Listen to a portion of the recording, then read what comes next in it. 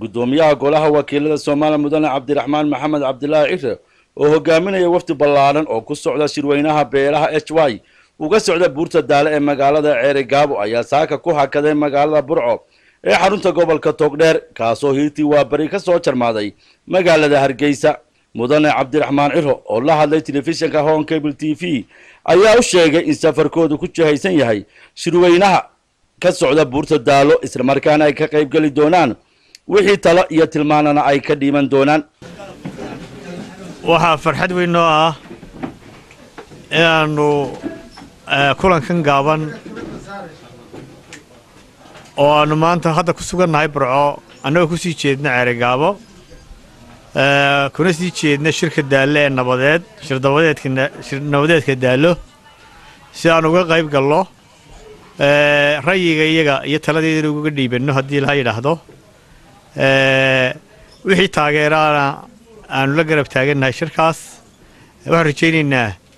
wafdigan ballaaran reer Somaliland ka socda beeshaas inay dhammaantood fikirkooda ay ku biirin doonaan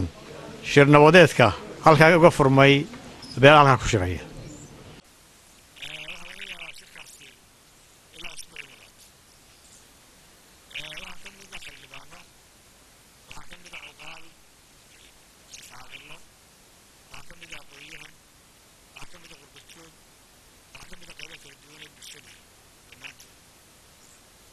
xubnaha weheliyay gudoomiyaha wakiilada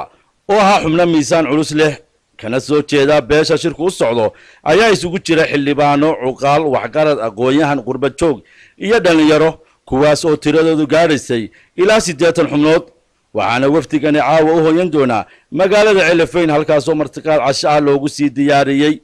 wafdiga ayaa la filayaa inuu maalinta Jimcaha gaadhi doono magaalada Ceerigaabo halkaasoo la sheegayo inay ka socoto qabanqaabada soo dhaweynta